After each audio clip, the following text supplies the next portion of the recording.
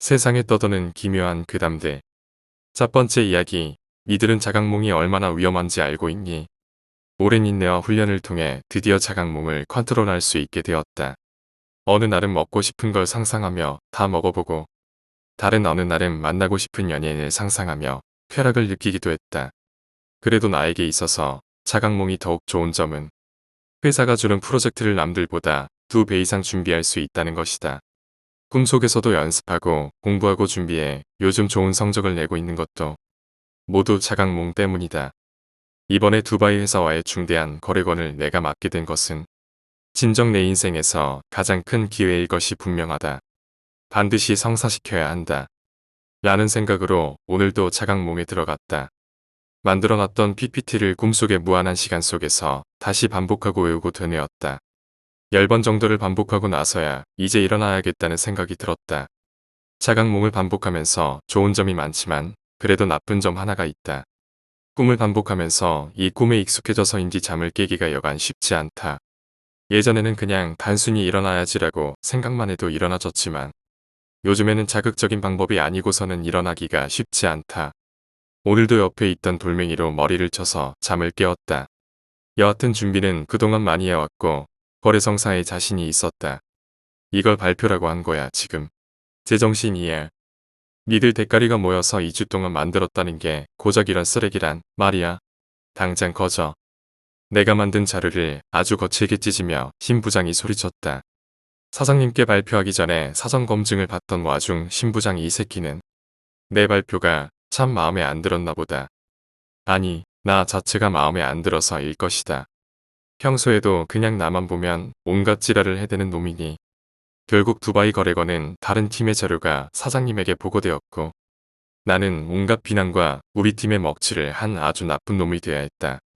오늘 신부장 이 새끼를 꿈속에라도 갈기갈기 찢어 죽이지 않으면 내 성에 안 차겠다.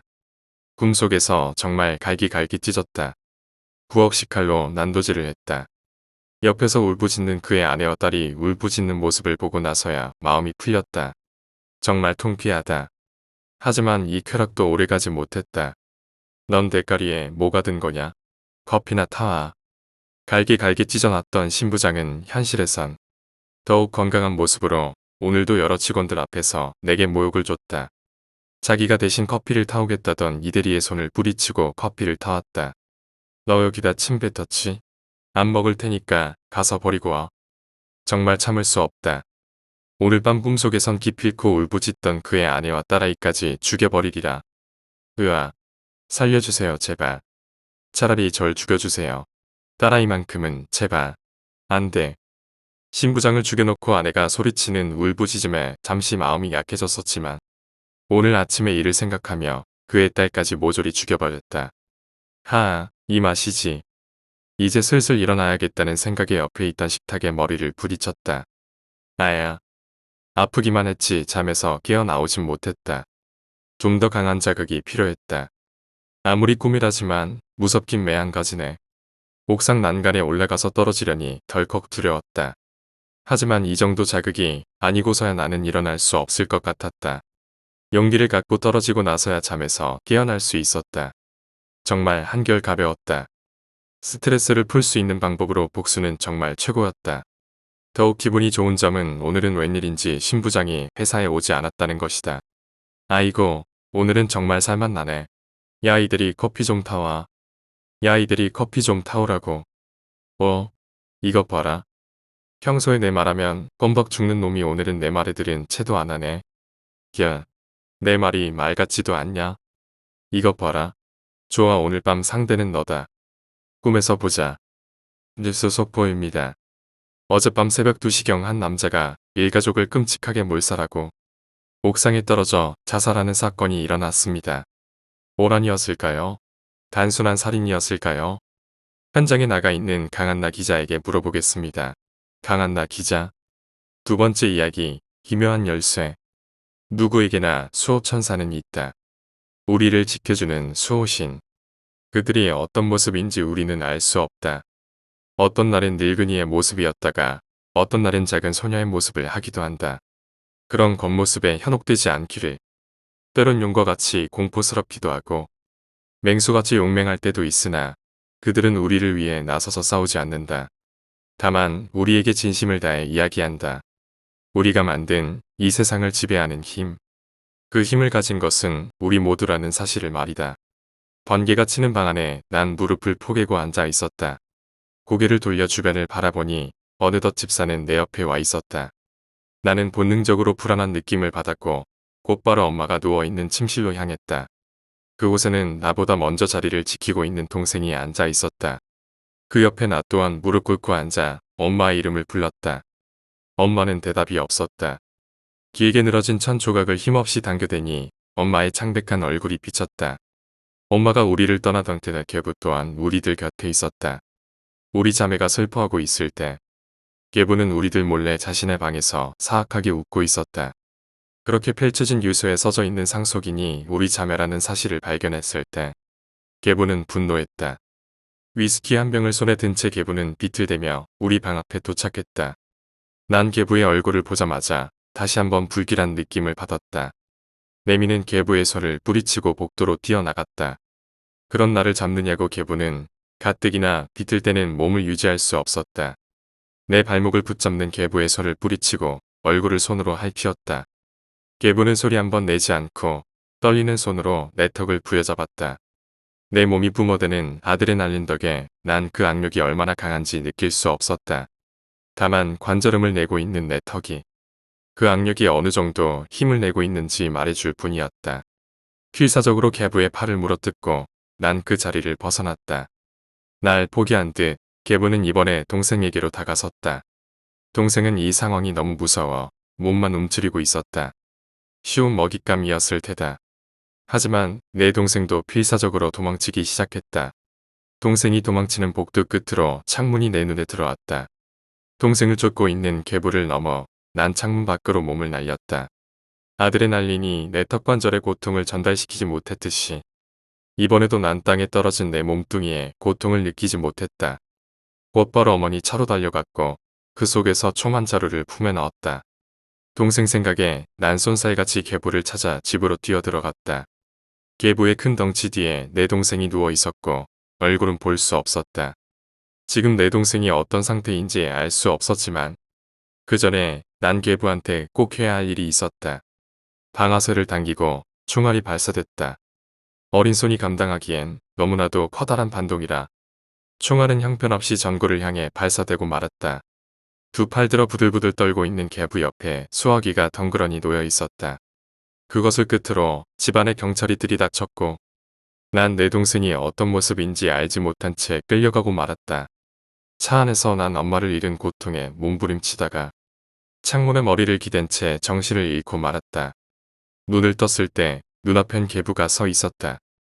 음흉한 미소를 짓는 계부 옆으로 중절모를 쓴 신사부터 간호사처럼 보이는 여자들이 서 있었다.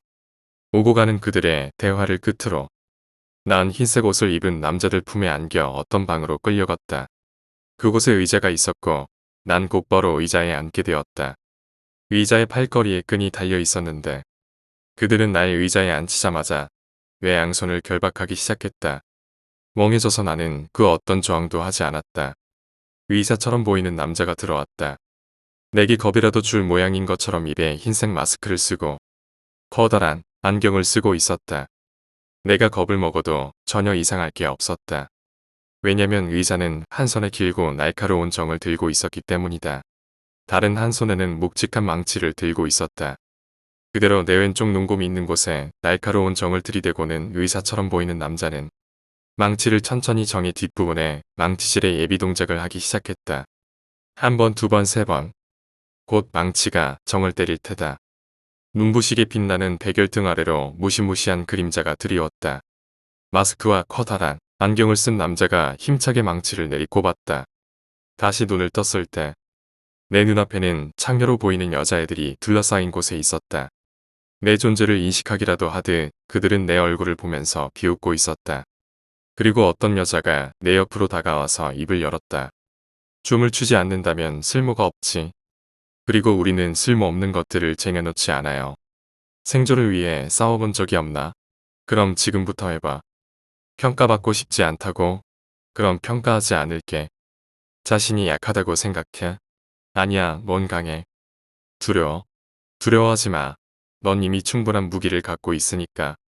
자, 이제 보여줘 보렴. 음악이 흘러나왔고 다시 내 눈앞에 모든 것들이 뒤바뀌어 버리고 말았다. 세상은 새하얗게 뒤바뀌어 있었고 눈이 내리고 있었다.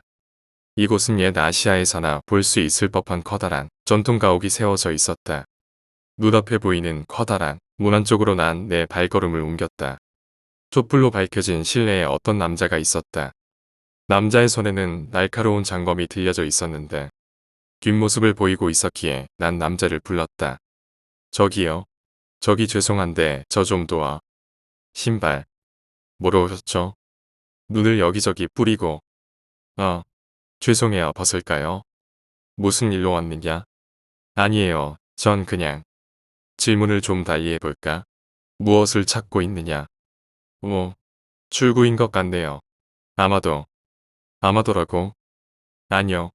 알아요. 여기서 나가고 싶어요. 자유를 찾고 있구나.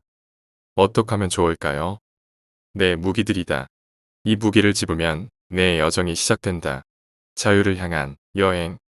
무슨 자유를 향한 여행. 이 여정에는 이 세 가지가 꼭 필요할 것이다. 첫 번째로 칼, 그리고 열쇠. 세 가지라고 하셨잖아요. 마지막은 비밀이다. 이 여행의 이유이자 목표지. 엄청난 희생이 필요할 것이다. 완벽한 승리를 위해서는 오직 너만이 찾을 수 있느니라. 찾아낸다면 그것이 널 자유롭게 말들어 줄 것이다. 그 말을 끝으로 전쟁과도 같은 광경이 펼쳐졌다. 난 남자로부터 받은 장검을 어느샌가 들고 있었다. 주변에 화살이 날아다니고 유물처럼 보이는 화포가 나를 겨냥하기 시작했다. 난 다가오는 적들로부터 칼춤을 추기 시작했고 어색한 내 춤 사이에 무수한 적들이 쓰러져 나갔다. 눈이 내리고 입김이 뿜어져 나오는 그곳에서 나는 적들로부터 나를 보호하고 있었다. 주변은 핏빛으로 물들어갔고 그 광기가 점점 날 침식해 나가고 있었다. 스톱. 마담이 음악을 끊었다. 왜요? 정말 훌륭해. 우와 진짜 춤 잘 춘다 쟤. 야, 이 춤 어떻게 추는 거야? 나도 좀 가르쳐줘. 언제 그랬냐는 듯이 눈 내리던 가옥은 내 눈앞에서 사라졌고 그곳에 처음 보았던 창녀들이 보이기 시작했다. 그곳에는 그들의 보스로 보이는 남자가 서 있었는데 남자는 감격을 받은 양 몸을 떨며 양쪽 눈을 찌푸리고 있었다. 마담이 그렇게 손뼉치는 건 처음 봤어. 잊어버려. 잘 시간이야. 그녀는 그렇게 쉽게 감명받지 않잖아. 마담은 감명받지 않았어. 저런 공중제빈이 잔재주로 추는 춤이라니. 춤은 자기 자신을 나타내.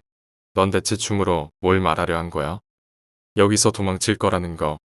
그들이 대화를 나눌 동안 난 잠깐 딴 생각을 하고 있었다. 그리고 마지막 질문이 내 귀에 들어오자 난 나도 모르는 사이에 대답을 해버리고 말았다. 정말 도망칠 거야? 나도 거도 돼. 나도. 그럼 물론이지. 아무도 여기서 도망칠 수 없어. 아무도 도망치지 못했다고. 알잖아. 지난번에 3명이 시도했었는데 결국 다 죽고 말았지. 그 다음 4명도 똑같은 운명을 맞이했어. 그리고 너희도 결국 그렇게 될 거야. 내 계획 좀 들어보고 얘기하는 게 어때? 내 계획 따위 듣고 싶지 않아. 정말 좋은 계획이라면 듣고 싶지 않다니까.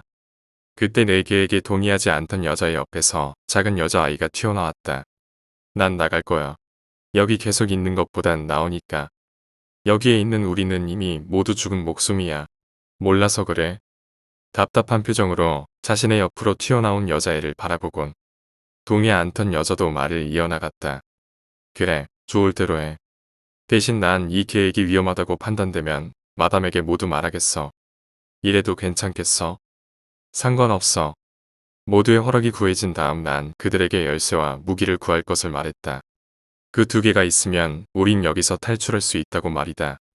여기까지 말하자 아까 동의하지 않던 계집이 또 트집을 잡기 시작했다.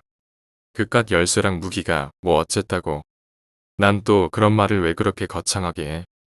그것들은 우리 주변에 널리고 널렸다고. 맞아. 뭐. 근데 넌 지금 그걸 가지고 있니? 그래 가지고 있다 치자. 그럼 그걸 사용할 수 있겠니? 내가 묻는 질문에 여자는 말이 없었다. 대꾸할 이유가 없어서가 아니라 정말 대꾸할 게 없었던 것이다. 그리고 난 내가 가진 계획을 전부 말하기 시작했다. 그건 너무 위험해. 괜찮아, 들키지 않을 거야. 역시 또 그 계집이 트집을 잡기 시작했다. 그러니까 내 말은 내가 춤을 춰서 저들의 정신을 빼놨을 때 우리가 그것들을 훔쳤나라는 거잖아. 너 너무 이기적인 거 아니니? 이건 춤을 추고 있는 너한테만 오직 알리바이가 생겨서 계획이 틀어졌을 때 피해를 보는 건 결국 다 우리들 뿐이라고. 너를 제외하고. 틀어지지 않아. 자신 있어. 안 돼, 난 못해. 그래, 난 하겠어. 토를 달던 여자의 옆으로 딴 여자아이가 불쑥 튀어나왔다. 아까도 내 말을 도와줬던 여자아이였다. 이번에도 할 수 없다는 표정으로 토를 달던 여자애는 암묵적인 의사만을 남긴 채 다시 내 말에 귀를 기울여줬다. 그렇게 모든 준비는 끝이 났다. 이 계획은 반드시 이루어질 것이다. 어느샌가 내 목표는 이곳을 탈출하는 것이었고 그 목표와 계획이 생긴 이유는 중요하지 않았다. 어쩌면 그때 무의 속에서 내게 칼을 건네준 그 남자의 영향일 수도. 앞으로 딱 2번의 기회가 있어. 내가 춤을 출 수 있는 기회 말이야. 그 이상은 가망성이 없어. 몰주가 오는 그날을 끝으로 우린 이곳을 떠나는 거야. 다들 준비됐어? 좋아, 시작하자. 좋아. 음악이 시작되고 난 거울 앞에 섰다. 내 뒤엔 보스로 보이는 남자가 자신의 목걸이를 조물락거리면서 만지고 있었다. 저 조물락거리는 것이 우리의 마지막 목표라는 걸 저 남자는 아마 알지 못할 것이다. 마스터키. 눈앞에 커다란 교회가 눈에 들어왔다. 교회는 이곳저곳 성한 곳 없이 전쟁의 화마 속에 그 모습만을 위태롭게 유지하고 있었다. 그 교회 안쪽에는 내가 가옥에서 봤던 남자와 내가 알고 있는 창녀들이 서 있었다. 우리들은 어떤 미션을 가지고 있었다. 목표는 바로 적들로부터 열쇠를 탈취해 오는 것. 나와 여자애들은 건물로 뛰어 올라가기 시작했다. 그곳에 무수한 사람들을 만났고 만나는 족족 우리는 그들을 죽였다. 그리고 마침내 보스가 등장했다. 보스는 음흉하게 웃고 있는 게 마치 내가 알고 있는 어떤 사람과도 무척이나 닮아 있었다. 난 검을 뿌리며 보스에게 달려들었다. 내 공격을 가볍게 튕겨낸 보스는 가소롭다는 듯이 날 쳐다봤다. 그걸로 끝이었다. 나는 뒤를 돌아 그곳을 벗어났다. 싸움의 상대가 나였기에 보스는 자신의 열쇠를 제대로 돌보지 못했다. 보스를 죽이지 못했지만 미션은 완료했다. 다시 주변이 바뀌더니 내 앞에 보스로 보이는 남자가 서 있었다. 내 춤의 넋을 잃고 턱을 쓰다듬던 남자는 완벽하다는 말을 중얼거리며 무대를 벗어났다. 벗어나는 그대의 목에는 열쇠가 달려있지 않았다. 보스는 그렇게 무대를 떠났다. 이제 우리한테 남은 시간은 없다. 키가 없어진 걸 보스가 알고 나면 우린 아마 모두 죽을 것이다. 난 빨리 다음 장소로 이동할 것을 눈으로 말했다. 옷 갈아입을 시간도 없이 뛰어간 곳에선 이미 자리가 마련돼 있었다. 무기고 앞을 지키고 있던 간수는 내가 알던 여자애한테 홀려 이미 정신이 반쯤 나가 있었다. 그 모습을 내 뒤에서 따라오던 여자애가 보더니 손에 들고 있던 카세트를 돌렸다. 어디서 많이 듣던 음악이 흘러나오기 시작했고 어느새 난 애들이 준비해 놓은 무대에 서 있었다. 간수의 눈에 내 얼굴이 들어오자 다시 세상은 바뀌기 시작했다. 헬기엔 내 동료이자 친구인 창녀들이 이미 타 있었고 가옥에서 봤던 남자도 있었다. 남자는 이번엔 전과 똑같은 탈취 작전이라고 설명을 했다. 이곳은 미래였고 나와 내 동료는 헬기 아래로 지나가는 열차를 습격하기 위해 준비를 하고 있었다. 그리고 곧 열차를 습격했다. 열차 안에는 인간처럼 보이는 AI들이 넘쳐 흘렀다. AI들은 우리를 보자마자 달려들었고 우리는 우리들의 길을 막고 있는 AI들을 모두 파괴해 나갔다. 그리고 그 끝에 우리가 원하는 무기가 있었는데 이 무기엔 자폭장치가 부착돼 있었다. 항상 붙어 다니던 토다는 여자애와 작은 여자애가 한 팀이 되어 자폭장치를 해체해 나가기 시작했다. 하지만 작은 여자애가 실수를 하는 바람에 마치 지뢰를 밟은 것처럼 자폭장치가 가동돼 버렸다. 작은 여자애는 급하게 정지 버튼을 눌렀고 나머지 모두 헬기로 귀환했다. 하지만 토 달던 여자애는 차마 작은 여자애를 버릴 수 없었는지 그 자리에 함께 남았다. 시간 없어, 빨리 너도 올라가. 내가 손을 떼면 10초 정도가 남아. 그러니까 너도 내 슈트랑 같이 저 위로 올라가자. 그 슈트가 두 명을 동시에 띄울 힘이 있을까? 충분해. 그러니까 걱정하지 말고 빨리 가자. 외전에 언니가 나한테 이 계획이 틀어지면 마담한테 이르고 손 뗀다고 했던 적 있었잖아. 그게 왜? 내가 그때 너무 막무가내로 밀어붙여서 정말 미안해. 됐어. 그딴 건 상관없으니까 여길 꽉 잡기나 해. 그리고 내가 여태까지 언니한테 미안한 짓 많이 한 거 아는데. 그래도 이번 한 번만큼은 용서해줘. 뭔데? 작은 여자애는 토를 달던 여자애가 입고 있던 슈트의 버튼을 눌렀다. 슈트는 강한 힘으로 열차에서 수직 상승했고 토 달던 여자애는 헬기가 있는 곳까지 높이 올라오게 되었다. 그리고 우린 그 기회를 놓치지 않고 공중에 떠 있는 여자애를 붙잡았다. 프로펠러가 회전하는 소리 때문에 절규하는 여자애의 소리는 들리지 않았다. 눈물도 바람에 곧장 날아가 버렸다. 눈물이 흐려졌던 자리에 곧바로 새로운 눈물이 채워졌지만 헬기가 내뿜는 바람이 너무 세서 눈물은 또다시 바람에 날아가 버렸다. 그리고 잠시 뒤 헬기 밑으로 멀어져 가는 열차에서 커다란 폭발음이 울려 퍼졌고 열차는 연기 속으로 사라졌다. 다시 현실 속으로 돌아온 나는 눈앞의 광경을 마주했다. 무기고를 열려던 작은 아이는 간수가 들고 있던 단검에 찔려 바닥에 누워 있었고 누워있는 작은 여자의 곁엔 토달던 여자애가 소리치며 울고 있었다. 난 곧바로 땅바닥에 뒹구는 단검을 들어 간수의 어깨를 찔렀다. 나머지 여자애들은 내가 만들어 놓은 기회를 놓치지 않고 무기고에 있는 무기들을 가지고 달아났다. 곧 보스로 보이는 남자가 나타났고 우린 마스터 키 덕분에 모든 방을 다 열면서 도망칠 수 있었고 출구를 찾아 계속 도망쳤다. 그렇게 도망치던 나는 문득 내게 무기를 건네주었던 남자가 생각났다. 마지막 한 가지. 그 마지막 세 번째가 있어야 난 진정한 자유를 찾을 수 있었다. 그 마지막이 뭘까 골똘히 생각했다. 아니 지금까지 살아오면서 난 쭉 계속 생각해 왔었다. 이 마지막 세 번째를 말이다. 그리고 난 다리를 멈췄다. 그렇게 많은 친구들이 따라 나왔지만 결국 내 옆에는 토를 달던 여자의 뿐이었다. 하나가 더 있어. 그래. 그거였어. 뭐? 그래. 나야 바로 나. 내가 모든 것을 끝낼 수 있어. 무슨 소리를 하는 거야? 집엔 너 혼자 가라고. 가서 평범하게 살아. 자유롭게 말이야. 우리 모두의 몫까지 잘 살아야 해. 안 돼. 잘 들어. 난저들 앞으로 나갈 거야. 나한테 정신이 팔렸을 때를 노리고 나가.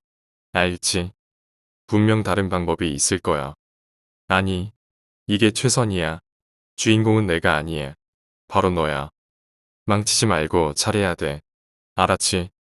그 말을 끝으로 난 보스와 백색의 간호사들에게 둘러싸였다. 물론 내 동료이자 친구였던 여자애를 보낸 후였다. 보스는 내게 천천히 걸어왔다. 걸어오는 내내 자신이 차고 있던 목걸이를 흔들며 으스댔다. 그 흔드는 곳에 있어야 할 열쇠는 지금 내겐 없었다. 보스가 바로 앞까지 다가서자 난 보스의 가랑이를 힘껏 발로 찼다. 한참을 땅에서 뒹굴던 보스는 일어나 내게 펀치를 날렸다. 펀치가 날아오는 것이 마치 어디서 본 것처럼 슬로 비디오가 되어 내게 날아들었다. 맙소사, 이 애가 나 쳐다보는 눈빛 봤어? 방금 바로 전에. 박사님, 끝났나요? 네, 끝났어요. 저 근데 혹시 저 아이에 대해 아시나요? 뭔가 특별한 아이였는데요. 어머니의 죽음으로 깊은 우울증에 빠져 있다가 사고로 여동생을 죽였죠. 불쌍한 것. 한데 이 아이는 좀 특별하네요. 다른 아이들은 이 수술을 받을 땐 굉장히 괴로워하거든요. 그런데 저 아이는 담당 직원을 칼로 찌르고 다른 환자들이 도망치는 것을 도와줬거든요. 그래서 수술을 하기로 한 겁니다. 그렇군요. 하지만 솔직히 말해서 나쁜 짓 하는 것 같아서 좀 불편했습니다. 이 수술로 고통받는 아이들을 많이 봤거든요. 하지만 이 아이는 눈빛이 뭔가 달랐어요. 이렇게 뭔가를 제게 갈구하는 눈빛은 처음 봤어요. 저 아이는 이 수술을 받고 싶어 한 듯 보였어요. 아무 느낌 없이 의자에 앉아 있는 것이 아마 나일 테다. 그 아이를 위해 나 스스로가 희생을 선택한 것은 아니었다. 이것은 내가 원한 내 온전한 선택이었다. 그 아이와 나는 똑같은 자유를 찾았다. 내가 원했던 것이다. 이것이 내가 원하는 것이다. 나 스스로가 존재했다. 아니, 나 스스로가 선택했다. 내가 존재하니 이 결정은 순전히 내 선택이고 결심이다. 결심한 것이 곧 나다. 다 잃었다. 그래서 이 정신으론 못 산다. 계부, 난 싫다. 엄마, 내 동생 지금 없다. 이건 내가 원하던 거다. 내가 말이야. 지금 말소리 들렸다. 지금 말하는 게 나인가? 아닌가? 모르겠다. 상관없다. 아니, 모르겠다. 내가 무슨 소리를 하고 있는 거지? 난 누구지? 누굴까? 몰라도 돼.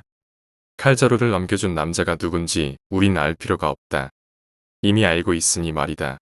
지금 사는 우리 삶을 존중해주는 것은 누구인지, 우리에게 시련을 주는 것은 누구인지, 진실을 가르쳐주는 것은 누구이며, 거짓을 알려주는 것은 누구인지, 왜 사는지, 무엇을 지키기 위해 죽어야 하는지를 결정하는 것은 누구인가, 우리를 바꾸는 것은 누구인지, 우리를 자유롭게 해줄 열쇠는 누구에게 있는지, 그것은 바로 당신 자신한테 있기 때문이다.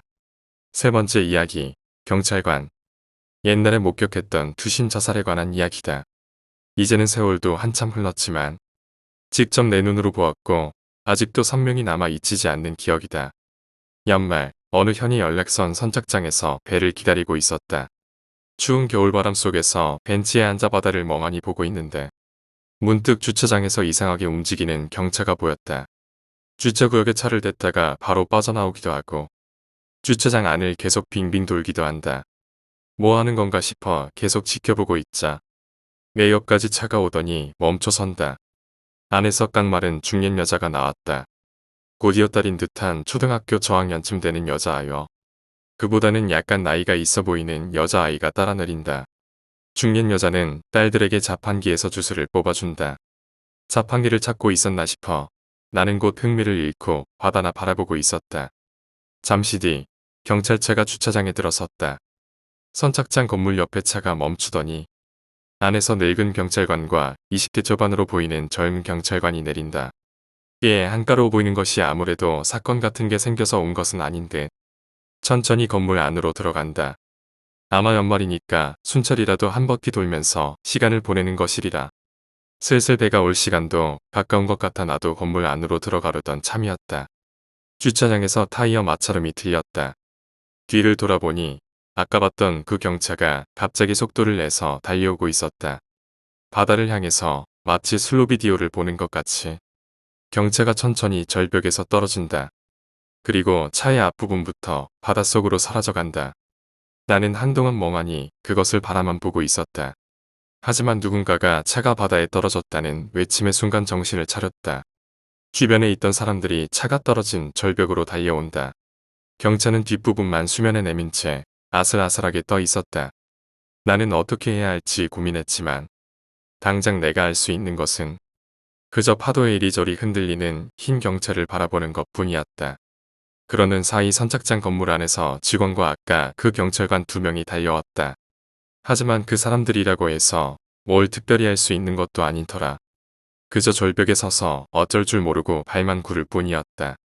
사람들 사이에서는 답답함과 무력감이 가득 찬 긴장만이 흘렀다.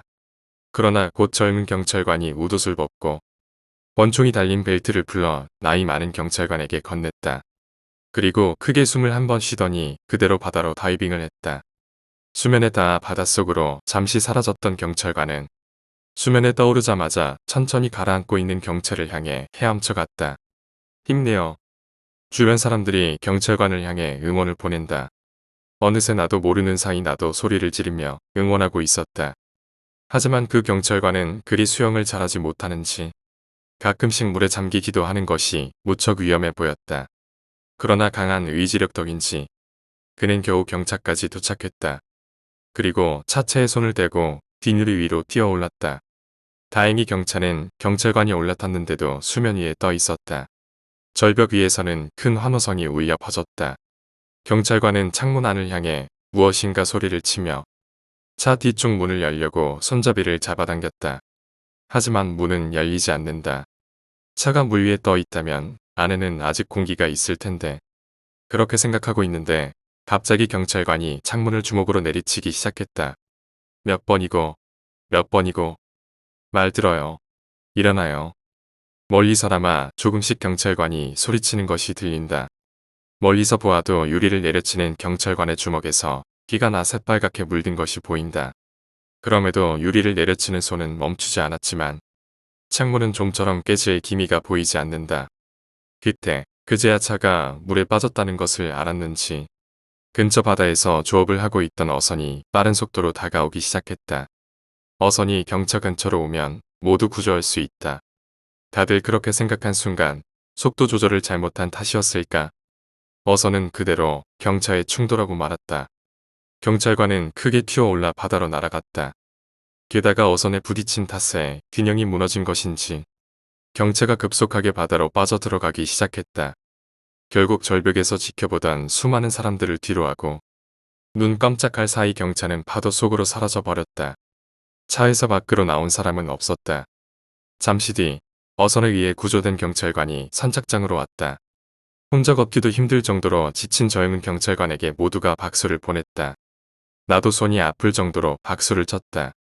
비록 구조할 수는 없었지만 당신은 충분히 노력했다고 말해주고 싶었다.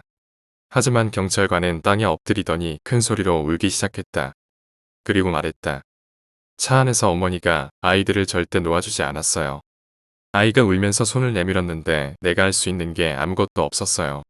경찰관의 눈물 앞에서 누구도 뭐라 말 한마디 할 수 없었다. 여자는 남편이 바람을 피우자 인생을 피관한 나머지 딸들과 함께 투신 자살을 택했다고 한다. 지금도 그때 잠깐 보았던 아이들의 모습과 너무나도 슬프게 울던 경찰관을 잊을 수가 없다. 네 번째 이야기, 이상한 가족. 원장의 눈치를 보며 밥을 먹던 소녀는 그만 반찬 하나를 흘리고 말았다. 소녀가 당황해하며 허겁지겁 흘린 반찬을 주워 먹었지만 원장은 기다렸다는 듯 버락화를 내며 소녀의 뺨을 후렸다. 아, 또 흘렸네 또 흘렸어. 어이구 이 망할 년. 뺨을 때리고도 성이 차지 않은 모양인지 소녀가 들고 있던 숟가락을 빼앗아 머리통을 세게 때렸다. 어찌나 아픈지 소녀가 머리를 쥐어잡더니 결국 눈물을 보이고 만다. 어멍 울법도 안 돼. 소리 없이 그저 닭똥 같은 눈물만 뚝뚝 떨어뜨린다. 어이고 또 우네. 원장은 기가 찬 듯 한숨을 쉬며 소녀를 노려보더니 이내 문을 쾅 닫고 나가버렸다. 방에 혼자 남겨진 소녀는 이제 끄끄 소리내며 울다가 서서히 잠에 빠져들었다. 아, 이병이요. 소녀가 잠에서 깰 무렵 밖에서 어렴풋이 원장의 목소리가 들려왔다. 네, 그럼 안으로 들어오셔서. 원장의 말이 끝나기 무섭게 방문이 열리더니 원장과 함께 한 낯선 남자가 들어왔다.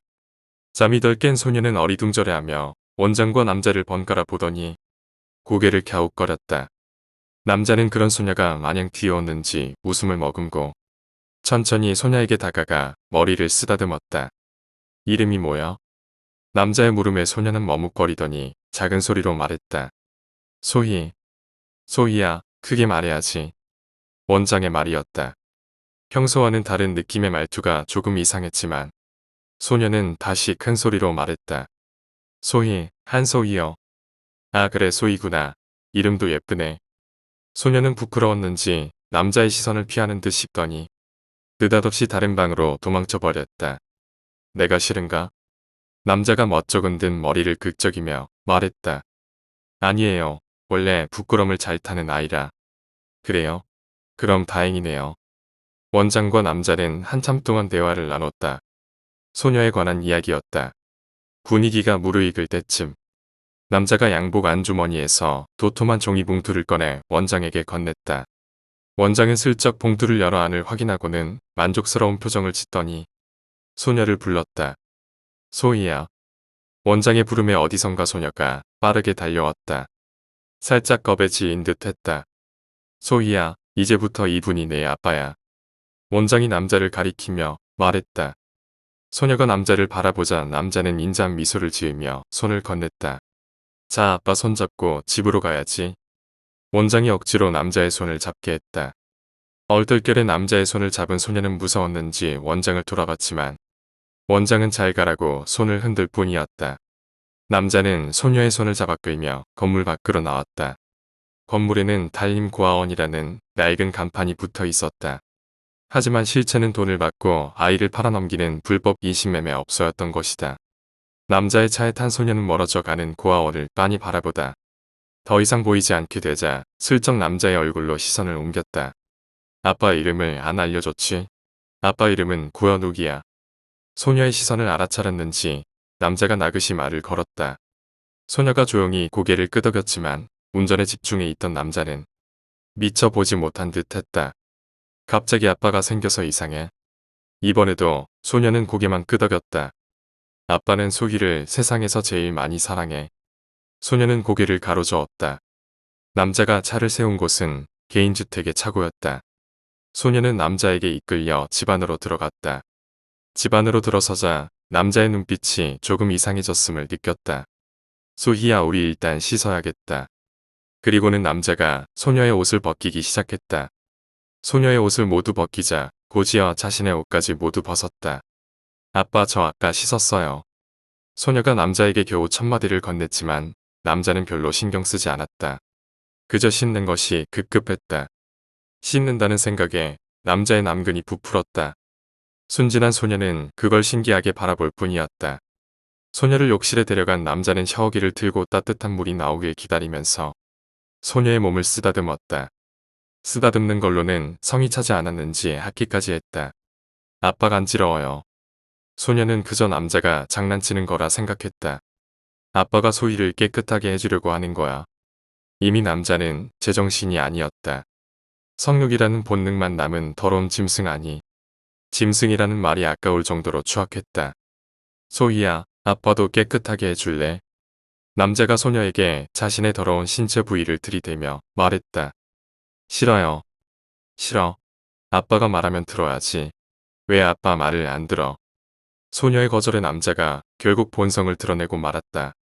남자가 윽박지르며 소녀의 입을 벌리게 하고 억지로 자신의 신체 부위를 물렸다.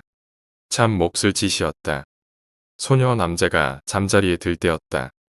소녀는 남자를 등지고 누워 있었고 남자는 연신 소녀를 쓰다듬고 있었다. 소희야, 아빠가 소희를 사랑해서 그래. 남자가 소녀를 달랬지만 소녀는 여전히 대답이 없었다. 자니? 소녀가 대답이 없자 남자는 소녀에게 밀착하고선 자신의 성기를 소녀의 엉덩이에 문질러댔다. 소녀의 베개에 눈물 방울이 뚝뚝 떨어졌다. 아침 일찍 눈을 뜬 소녀는 곧장 부엌을 향했다. 무언가를 찾는 듯 부엌 내부를 이리저리 살피더니 커다란 식칼 하나를 꺼내 들었다. 날카롭게 잘 갈려 있었다. 소녀는 한 손에 칼을 꼭 쥔 채 남자가 있는 방으로 돌아갔다. 남자는 아직 자고 있었다.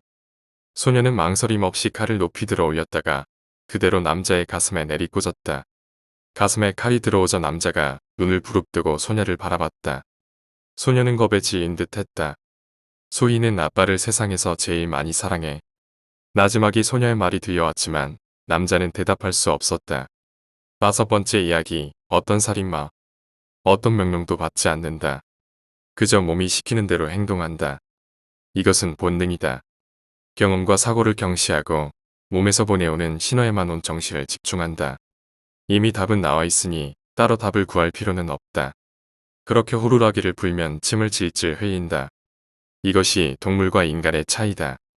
개는 호루라기 소리가 들리면 침을 흘리며 음식을 떠올릴 테지만 인간은 호루라기 소리에 음식만을 생각하진 않는다. 한 발 뒤에서 자신을 바라봤을 때 뭔가 이상하다고 느낀다면 인간은 의심을 하기 시작한다. 그리고 정해져 있던 자신의 범주를 벗어난다. 마치 호루라기 소리를 들은 개가 그 소리를 듣고도 딴청 피우는 것처럼 사람이 사람을 쫓는다. 이건 지극히도 본능적인 것이다. 그렇기 때문에 나를 피해 도망치는 저들은 이상한 게 틀림없었다. 내 곁에 있어줘. 말은 언제나 늦었다. 그들이 떠난 후였다. 원래가 차가운 것을 더 차갑게 가라앉혀봐도 내 이성은 이 상황을 제대로 이해할 수 없었다. 떠나간 자리가 공허했다. 아버지는 세상은 도움을 받아가며 사는 것이라고 내게 말씀하셨다. 그 말을 마지막으로 아버지를 보내드렸다. 난 이 말들을 머리 깊숙이 새겨놓았다. 하지만 모두 떠났다. 그리고 다 떠나갔다. 그렇게 결국 떠나갔다. 세상은 이렇게 사는 거예요, 아버지. 경험을 받아들이고 다시 생각을 해보니 아버지의 말은 다 틀렸다. 도움을 받아본 적이 없었기에 그것이 나쁜지 좋은지 판단할 수도 없었지만 내가 살아가는데 불편함을 느끼지 못했고 딱히 살아가는데 문제가 있더라 생각되지 않아서일 테다. 사랑한다는 말이 머리를 치고 있었다. 싫다는 말과 좋다는 말도 내 머리를 치고 있었다. 난 그 말을 듣고도 당연히 침묵했다. 그렇게 내 여자가 떠나갔다. 그와 비슷하게 내 여동생을 보냈고 여동생이 떠나가던 날 어머니도 함께 보내드렸다. 옆집 아저씨 아주머니도 떠나가셨고 오랫동안 알았던 직장 동료도 떠나갔다. 앞집의 꼬마 숙녀도 떠나갔고 1년에 한 번 볼까 말까 한 유명 인사도 떠나갔다. 옷장의 문을 열었다. 내 곁을 가장 먼저 떠났던 아버지가 내 눈앞에 서 계셨다. 때마침 아래층이 소란스러운 게 사람들의 목소리를 들려왔다. 난 설레어서 아래층으로 내려갔다. 그곳엔 사람들이 한가득 있었다. 모두 나를 쳐다보고 다가왔다. 그리고 곧바로 2층에 올라갔던 콧수염의 중년은 내게 말을 건넸다. 하지만 난 며칠째 곡기가 끊겨 그 말을 제대로 듣지 못했다. 당연히 말도 못했다. 자리에 쓰러지자 사람들은 나를 부축해 병원으로 데려갔다. 원하는 것을 99개 이루기 위해선 하나 정도는 그들이 원하는 걸 줄 필요가 있다. 그렇게 굽히지 않으면 아무리 좋아도 원하는 99개는 허공에 사라져버리고 만다. 선택이 불가피했기에 난 그들의 요구를 들어줄 수밖에 없었다. 헌데 지금 왜 난 이 자리에 서게 됐을까? 어느 날 아침 사전 통보 없이 교도관이 내 방을 방문했다. 그리고 사무실로 가자고 말했다. 사무실의 문을 열었을 때 작은 책상이 놓여 있었다. 앞뒤로 의자가 있었는데 내가 앞에 있는 의자 정면에 신부가 앉아 있었다. 이때부터 난 곧 사형당한다는 사실을 실감했다. 유언장을 작성한 뒤 몸이 묶이고 두건이 내려왔다. 목 주변에 로프가 감겨왔다. 덜컹이는 트랩도어 위에 난 홀로 서 있었다. 1928년 8월 16일 16명의 사람을 죽인 죄로 난 지금 이 자리에서 목이 조여오고 있다. 내 욕심이 많은 걸 바란 건가? 99개를 위해 단 하나를 포기하러 온 건데 이젠 완전히 끝나버렸네. 숨이 꽉꽉 막혀와서 정신을 못 차리겠는데 누구라도 좋으니까 말이야. 부디 내 곁에 있어줘. 제발 내 곁에 있어줘. 6번째 이야기, 공포의 냉장고. 저의 친구 형석이가 초등학교 때 있었던 일입니다. 당시 그가 다니는 초등학교에서 무서운 소문이 퍼지고 있었는데 그 소문은 엄마를 놀라게 하려고 냉장고에 숨어있던 아이가 발견되었을 땐 이미 죽어 있었다는 것입니다. 밖에서 간단히 열리는 냉장고가 안에서도 열리는 줄 알았던 아이는 결국 빠져나오질 못했고 엄마는 아이가 밖에서 행방불명되었다고 생각하여 밖에서만 아이를 찾다가 결국 냉장고를 연 것은 오랜 시간이 지나서였던 모양입니다. 그런 무서운 소문이 떠들던 어느 날 불법 투기가 많은 강가의 풀숲에 냉장고가 버려져 있는 것을 형석이와 그의 친구들이 발견하게 됩니다. 한참 호기심 많을 때의 나이여서 그런지 정말 냉장고 안에서는 문을 열 수 없는가를 시험해 보려는 것이었습니다. 그리하여 형석이가 냉장고 안으로 들어가게 하고 10초가 지날 때까지 형석이가 나오질 않았을 때는 그 친구들이 열어주기로 하였습니다. 형석이가 냉장고에 들어가고 역시 소문이 사실이었는지 10초를 셀 때까지 형석이는 아무 미동도 보이지 않았습니다. 결국 친구들이 냉장고 밖에서 문을 열어 형석이를 꺼내는데 형석이는 갑자기 땀 한 바가지를 흘리며 냉장고 문을 닫고 다른 곳으로 가자는 것입니다. 그 친구들은 냉장고 안이 더워서 그런 건가 생각하며 다른 곳으로 걸음을 옮겼습니다.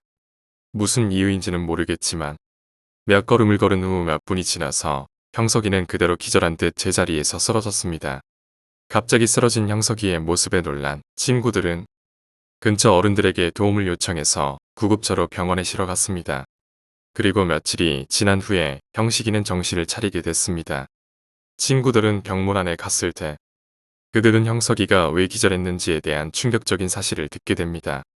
냉장고 안에 나 말고 한 사람이 더 있었다.